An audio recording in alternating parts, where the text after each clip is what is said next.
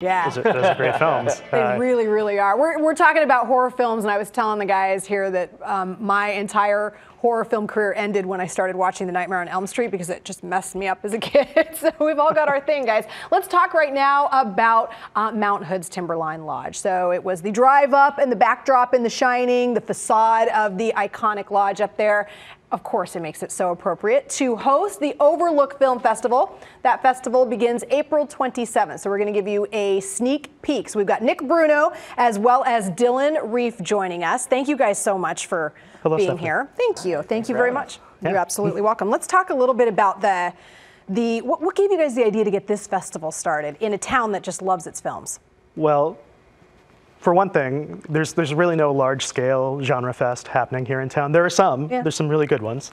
But there's nothing along the lines of what happens like in Austin with Fantastic Fest or what happens in England with whatever the name of that festival is. That one over there that no one's going to afford to fly to. Yeah, but the point is that there was a vacuum here. And as a site-specific horror festival, you couldn't pick a better place to do it than Timberline Lodge. You know, the Overlook Hotel itself, and why not name it after that? Perfect. How many films do you guys have featured in this? We have more than 30 films this year. We have 5 world premieres, and we have 1 North American premiere. And our opening night film is a world premiere. It's Stephanie. What? Wait, say it again? It's Stephanie. What a great name for a film, you guys. It's a great name for a film. Super smart. I agree. It's about some girl who gets murdered like over and over again. It's no spoilers. No, stop. Why did you ruin the film? It's directed by Akiva Goldsman, who is an Oscar-winning screenwriter and director, and it's about a young girl who's living in a house by herself after some sort of apocalypse, and then her parents come back, and an evil spirit seems to be not having it. No, yeah, that stuff always gets to me.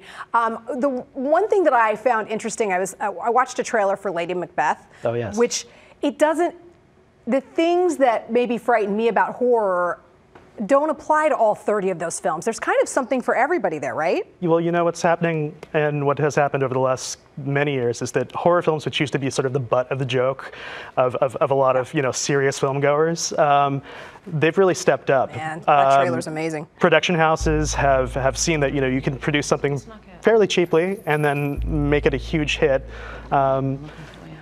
And what's happening now is sort of the art house is meeting the horror genre film, and it's creating, I don't know, this middle ground where you can talk about really serious issues, or you can talk about really interesting subjects and emotional terrain in horror cinema.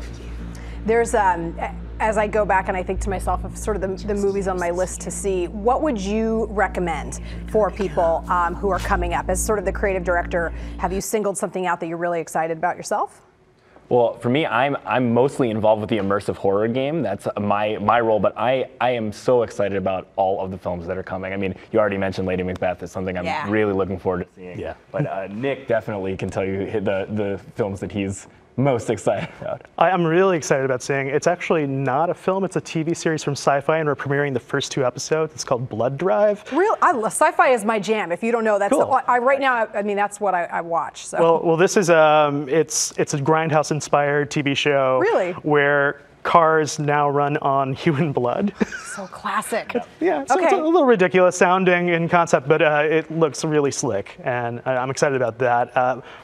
But if I'm going to recommend anything, my favorite film from last year that I saw at a festival is The Untamed. It's from director Amat Escalante. He's a Mexican director, and it's basically dealing with these really realistic social issues like domestic abuse and homophobia, but it also has a monster that reflects all of that.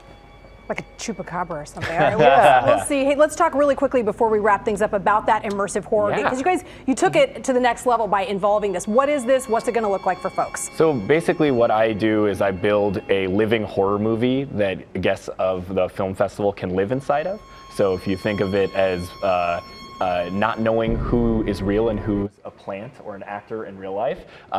We may be in your room, we may be at the bar, but you'll be, if you participate, you'll be living out a horror like interactive narrative where you're the hero, you're the protagonist. So you find yourself in the middle of a really eerie, fun experience where anything can really happen, and it blends that line between fantasy and reality. So we've been working really hard to make it larger and more exciting and immersive than ever.